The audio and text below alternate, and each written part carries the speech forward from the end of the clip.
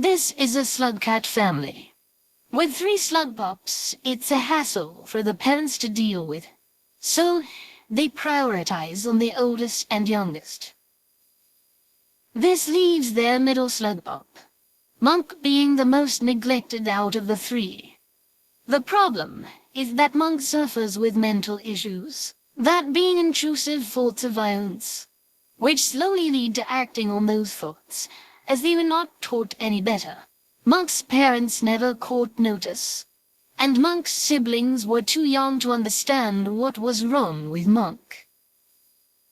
With the negligence of Monk's parents, and the fact Monk often was easily angered, one led to another, and during a storm, when the family was trying to cross using a pole as a bridge, Monk pushed Survivor due to intrusive thoughts.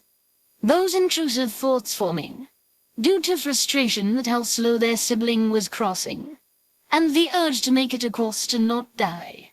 Of course, Monk soon realized what they had done, and began to feel guilt, even if none of the other family had seen that Monk was the reason. Survivor fell down to the whirlpool. The guilt was eating Monk up, so with the thoughts rambling in Monk's head that just wouldn't shut up, Monk jumped after Survivor. Monk searched and searched for Survivor, and eventually found their sibling. But Survivor hadn't forgotten what Monk had done, and out of petty revenge attacked Monk. This, however, infuriated Monk, who felt anger out of their siblings' actions. Monk's violent, intrusive thoughts whirling in their head, saying things like, "I finally find you, and this is the thanks I get," or "I wasted my time trying to find you just for you to still be mad over something I did." Monk's arrogant personality couldn't take Survivor's rejection of forgiveness, and with pure rage Monk killed Survivor. After that, Monk was on their own. With no other purpose now, they found things to please themselves with, like bothering the ecosystem. Something about killing enticed Monk's negative thoughts, and with no one to stop them, they were off killing away. Monk never even bothered dealing with the corpses. With all the remains of dead insects or unfortunate scavengers, it attracted many hungry fellows. And knowingly Monk's actions had impacted the food chain, with predators becoming an abundance, it certainly boosted the carnivorous plant life too, that it became common to find them all round. However, with all this death and carnage, the cycle system was struggling to keep up. Back with Survivor after they had respawned in the next cycle, were quite bewildered that their own flesh and blood could have done something so cruel.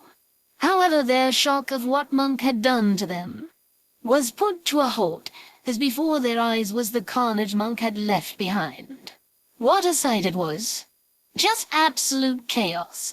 The ecosystem was completely out of whack. Survivor wondered who had done this, and so they followed the path of blood and death. What they found was Monk standing before a murdered reindeer, who had been trying to escape the worm grass that had grown exponentially, due to the corpses fertilizing it. Survivor only thought one thing at that moment, and that was to run. Survivor fled the premises, catching their panty breath. They could only hope Monk hadn't followed. As Survivor sat there, they felt eyes upon them, so they quickly turned round. There, floating a bit above the ground, was a ghostly green slug cat. They introduced themselves as Saint. They didn't bother to ask Survivor their name, as they went on to explain how when they were fighting some lizards and died, that when they were going to wake up next cycle, they found themselves here instead. Survivor knew at that moment that it must have been Monk's doing, that they were the reason why the cycles were all screwed up. Saint seemed to take that answer, and without warning lended Survivor some of their powers. This was all sudden for Survivor. Saint, however, said that they were unable to use their powers physically, and which is why they're lending it to Survivor, saying along the lines, "You'll put them to better use than I can at this moment." Survivor wanted to protest against what Saint had done, when they suddenly vanished, and their survivor could see Monk approaching not too far. Survivor panicked and tried fleeing again. However, this time Monk caught up with them and tackled their sibling. Survivor could see the hunger in Monk's eyes. As Monk, during the trouble they had been causing, hadn't bothered to find anything to feast on. Survivor tried to reconsider with Monk. They still hoped there was some good in Monk, or were they wrong? Monk, out of savage hunger, ate their own sibling alive. Survivor wailed in agony. Survivor suffered slowly as they were torn apart. That very then they realized how far gone Monk truly was. As for Monk, well, the new diet of cannibalism wasn't doing well with Monk's body. But Monk couldn't give a crap, and actually even enjoyed the taste of slug cat flesh. Or maybe that was just extreme hunger. But in the end, they didn't care. And so, the fight between the siblings ongoed every cycle. Monk kills and eats Survivor. Survivor kills Monk, on and on.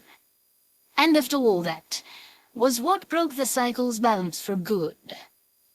Thereupon the two siblings' very eyes were various as slug cats. Survivor could even see Saint again floating with a light red ghostly slug cat, with one scratched eye. The slug cats were all confused, having been brought all here. Monk decided to escape before Survivor could stop them, and so Survivor was left with the eyes of the new strangers. This sparked a plan in Survivor's eyes. So Survivor greeted each slug cat and explained of the issue. Many were shocked about Monk's doings, and so they agreed to be against Monk for ruining this world. Survivor now, with allies, learned each of their names.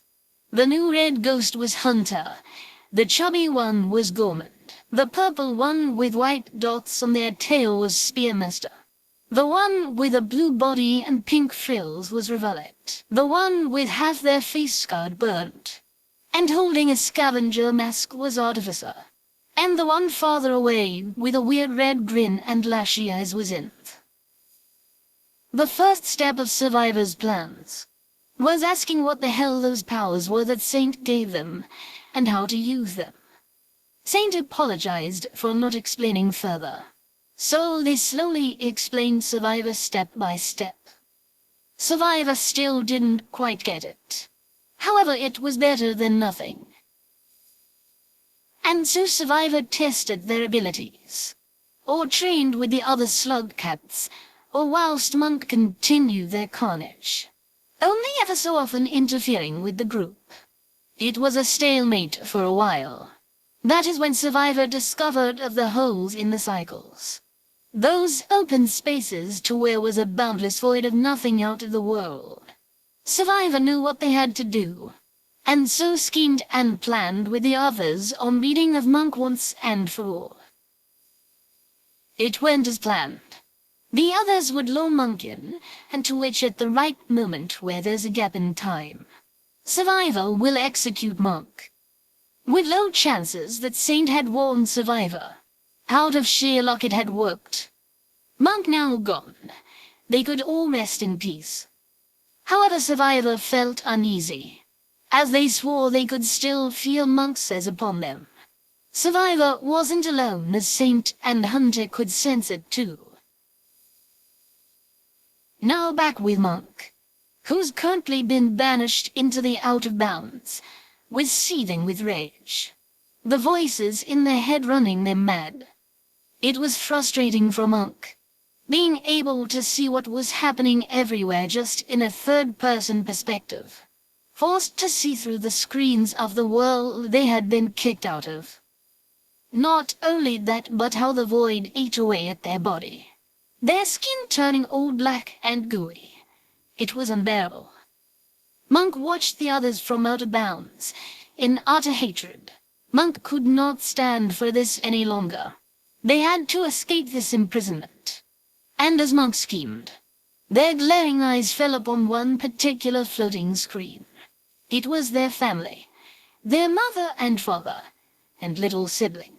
All happy, or gleeful even in this disastrous world. They were safe under the slugcat colonies. This, Monk thought, this is outrageous. Monk roared in fury. Once Monk escapes this hellhole, they're going to teach their family a lesson for being so neglectful to them. And what Monk desired to do, set into play. As they forced themselves out of the endless void finally, their Monk could see their family out on a stroll. They called out quietly, their voice hoarse and raspy. The youngest was first to notice, as they heard Monk's voice. Excitement at knowing their sibling who had fallen after Survivor into the whirlpool long ago was alive still. That excitement died down though, as the young green slug pup saw before them a monster, hardly even Monk, horrid looking, with black goop infesting their skin, with dark malicious eyes of death, and a sharp toothy grin. It was then that Monk's parents saw before them as well. Oh, how massive Monk had become. It was like a giant. Monk's large size was due to the void messing and warping their body in painful ways, is how to which Monk now took on this new appearance. Before the family could do anything, they were slaughtered by Monk, Monk's little green sibling being first, their bodies turning into mushy black goop. That is when Survivor, their group, had found Monk, as they had heard the wailing screams of the family, before they had been turned into a pile of sludge. Survivor hadn't even gotten to reunite with their family. It was too late.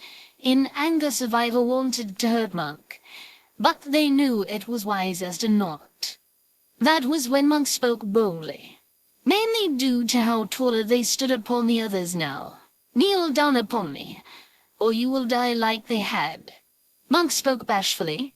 The others, from what they had seen what Monk had done, did so. However, Survivor would not stand for it. Monk, however, had expected Survivor to do that. As being stuck watching the others for so long, they had learned many things from that. Kneel now, my sibling, or I won't bring our precious family back, Monk threatened. Monk used their siblings' weakness against them, and reluctantly so Survivor kneeled before their tyrant of a sibling. Monk had a crude grin. See now how they ruled over this domain. How powerful they're now. Ironic. Monk could still remember when Survivor would laugh at how weak they were.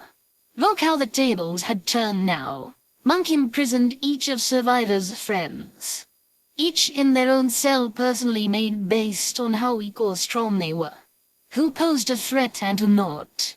Oh, and also Monk kept in the most hidden away. Not because they were flirty and weird, but because of their eggs. Those eggs with 2 red streaks across it. That was a danger Monk knew to hide away. At last, Monk ruled over everyone, engaging in fear-mongering to prevent them from rebelling against their rule. Monk at least kept to their promise on bringing back theirs and Survivor's family, much to their older siblings' relief.